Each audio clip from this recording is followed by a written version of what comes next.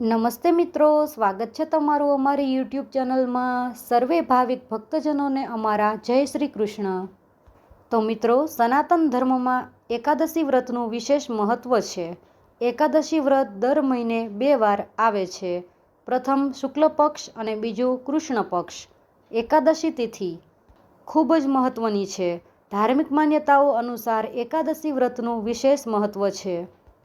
આ દિવસે ભગવાન વિષ્ણુની પૂજા વિધિપૂર્વક કરવામાં આવે છે. એકાદશી વ્રત વ્યક્તિના જીવનમાં સુખ શાંતિ માટે ખૂબ જ ફળદાયી માનવામાં આવે છે. એકાદશીનું વ્રત કરવાથી વ્યક્તિને શુભ ફળ મળે છે અને આર્થિક લાભ થાય છે. જળજીલણી એકાદશીને પરિવર્તની એકાદશી પણ કહેવામાં આવે છે. એવી માન્યતા છે કે વિષ્ણુ ભગવાન આ દિવસે પડખું ફેરવે છે.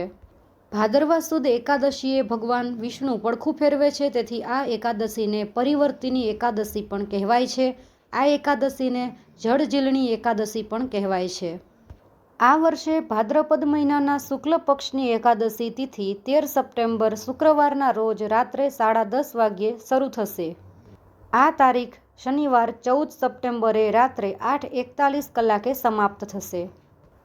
ભાદ્રપદની છેલ્લી એકાદશી શુક્લ પક્ષની એકાદશી તિથિ પર આવે છે, તે પરિવર્તિની એકાદશી તરીકે ઓળખાય છે. પરિવર્તિની એકાદશીને જળજીલણી એકાદશી અને પદ્મ એકાદશી પણ કહેવામાં આવે છે. હાલમાં ચાતુર્માસનો ભાદ્રપદ માસ ચાલી રહ્યો છે. ભગવાન વિષ્ણુ આ સમયે યોગ નિંદ્રામાં છે. ભગવાન વિષ્ણુ ભાદ્રપદ શુક્લ એકાદશી તિથિએ પોતાનો પક્ષ બદલે છે, તેથી તેનું નામ પરિવર્તિની એકાદશી કહે છે. પરિવર્તિની એકાદશીનું વ્રત અને ઉપાસના કરવાથી પાપો નાશ પામે છે અને જીવનના અંતે વૈકુંઠની પ્રાપ્તિ થાય છે. આ પરિવર્તિની એકાદશીના દિવસે ભગવાન વિષ્ણુ ઉપરાંત તેમના વામન અવતારની પણ પરિવર્તિની એકાદશીના દિવસે પૂજા કરવામાં આવે છે. આ વ્રત કરવાથી દરેક પ્રકારના પાપોનો નાશ થાય છે અને વ્યક્તિ મોક્ષની પ્રાપ્તિ કરે છે. શ્રીહરિ વિષ્ણુની પૂજા માટે સમર્પિત આ પવિત્ર તિથિએ સવારે સ્નાન કર્યા પછી સાધકે ભગવાન વિષ્ણુ અથવા તેમના વામન અવતાર અથવા ભગવાન શ્રી કૃષ્ણની ધૂપ, દીપ, પીળા ફૂલ, પીળા ફળ, પીળી મીઠાઈ વગેરેથી પૂજા કરવી જોઈએ. આ પરિવર્તિની એકાદશીને ડોલ એકાદશી પણ કહેવામાં આવે છે. એટલે કે આ ડોલ અગિયારસની પૂજાના દિવસે 7 પ્રકારના અનાજ ભરીને 7 કુંભની સ્થાપના કરવામાં આવે છે અને તેમાંથી એક કુંભની ટોચ પર શ્રી વિષ્ણુજીની મૂર્તિ મૂકીને પૂજા કરવામાં આવે છે. આ કુંભ ઉપવાસ પૂર્ણ થયાના બીજા દિવસે બ્રાહ્મણને દાન કરવામાં આવે છે. આ વ્રતમાં ચોખાનું સેવન ન કરવું જોઈએ. તો હવે જાણીએ કે આ પરિવર્તિની એકાદશીનું ધાર્મિક મહત્ત્વ શું છે. ડોલ અગિયારસનો પવિત્ર તહેવાર મુખ્યત્વે ભગવાન વિષ્ણુની પૂજા, ઉપવાસ અને તેમના અવતાર ભગવાન કૃષ્ણની સૂર્ય પૂજા માટે ઉજવવામાં આવે છે. એવું માનવામાં આવે છે કે આ દિવસે ભગવાન કૃષ્ણ પ્રથમ વખત માતા યશોદા અને નંદબાબા સાથે શહેરની યાત્રા માટે નીકળ્યા હતા. આ જ કારણ છે કે આ દિવસે કાન્હાને નવા વસ્ત્રો વગેરેથી શણગારવામાં આવે છે. આ પછી સંગીત સાથે ભગવાન શ્રી કૃષ્ણને પાલખીમાં બેસાડી અને શોભાયાત્રા કાઢવામાં આવે છે. આ દિવસે ભગવાન કૃષ્ણના દર્શન કર્યા પછી ભક્તો તેમની પાલખી હેઠળ પરિભ્રમણ કરે છે. આ પવિત્ર તહેવારને જળજીલણી એકાદશી પણ કહેવામાં આવે છે. આ એકાદશીનું શાસ્ત્રોક્ત દ્રષ્ટિએ મહત્ત્વ જણાવતા પંચરાત્રની અનંત સંહિતાના 10મા અધ્યાયમાં લખ્યું છે કે ભાદરવા સુદ એકાદશીના દિવસે ભગવાનને 1001 કળશથી નવા જળનો અભિષેક કરવો જોઈએ. પંચરાત્રની નારાયણ સંહિતાના 21મા અધ્યાયમાં પ્લવોત્સવમાં કહ્યું છે કે તળાવને કાંઠે એક મંડપ બાંધવો.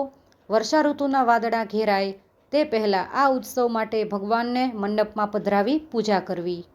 ત્યારબાદ સહસ્ત્રધારાથી તેઓની પૂજા કરવી, સ્નાન કરાવી, નવા વસ્ત્રો અલંકાર ધારણ કરાવી, ઠાકોરજીને નાવમાં બેસાડવા તથા સંતો વિદ્વાનોને પણ નાવમાં બેસાડવા અને સ્તુતિ, કીર્તન, ભજન ગાવા. આ જળજીલણી એકાદશીના દિવસે શ્રી કૃષ્ણ ભગવાને ગોપીઓ સાથે યમુનામાં નૌકા વિહાર કર્યો હતો.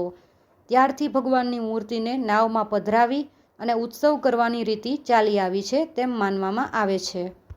આ જળજીલણી એકાદશીના શુભ દિવસે ઠાકોરજીને નાવમાં બેસાડીને ભક્તો દર્શન કરતા હોય છે. તેમજ ઠાકોરજીને વિશેષ રૂપમાં મિશ્રી ઉપરાંત દહીં, કમર કાકડી વગેરે અર્પણ કરવામાં આવે છે. શ્રી કૃષ્ણ શરણમ મમ આ મંત્રનો અવિરત જાપ કરવાનું વિશેષ મહત્વ શાસ્ત્રમાં સમજાવેલ છે. એકાદશીના દિવસે દાન દક્ષિણાનું વિશેષ મહત્વ રહેલું છે. જળઝીલણી એકાદશીના દિવસે શ્રીહરિને સ્નાન કરાવી નાવમાં બેસાડી જળ વિહાર કરાવવાથી તમામ પ્રકારના કષ્ટ દુઃખનો નાશ થતો હોય છે. તેથી જળઝીલણી એકાદશીનું વિશેષ મહત્વ છે. આ એકાદશી સાથે એક દંતકથા પણ જોડાયેલી જોવા મળે છે.